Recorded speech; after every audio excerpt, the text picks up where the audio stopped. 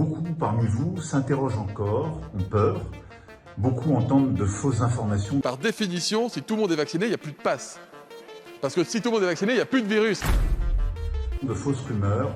On a constaté que les personnes qui ont 2 doses, les analyses faites sur ces personnes montrent qu'en réalité, elles n'ont plus de chance d'attraper la maladie.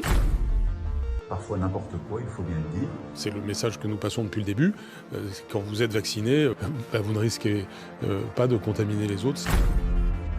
Ça n'est pas au travail qu'on se contamine. Les transports en commun ne sont pas des lieux de contamination particuliers. L'école n'est pas un foyer de contamination spécifique.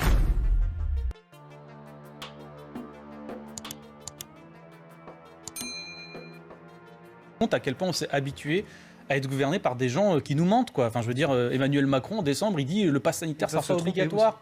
Non, c'est pas qu'ils se trompent, c'est qu'ils nous mentent. Parce que quand on vous dit, je l'ai dit et je le répète, c'était son tweet en fin décembre. Bien la manœuvre dilatoire. Je l'ai dit et je le répète, le passeport sanitaire, le vaccin ne sera pas obligatoire, alors que de fait il l'est, tout le monde le sait.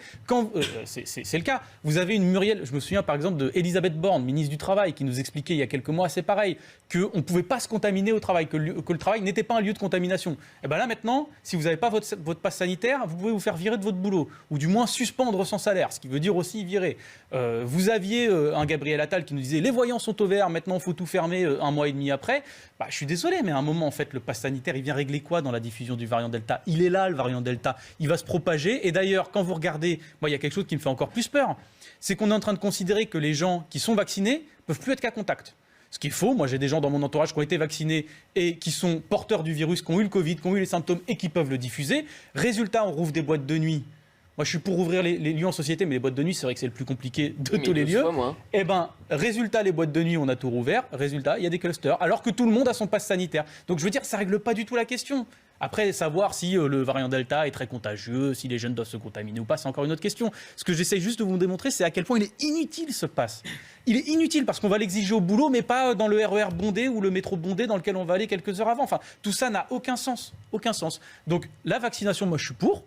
Voilà, je suis vacciné, j'incite les gens à se faire vacciner, mais créer une société avec un pass qui est liberticide et en plus qui ne sert à rien, il y a un moment, il faut se poser des questions sur dans quelle société on veut vivre. Et les gens qui manifestent, eh ben, c'est pas tous des salauds, quoi. Voilà, c'est juste des gens qui se posent des questions.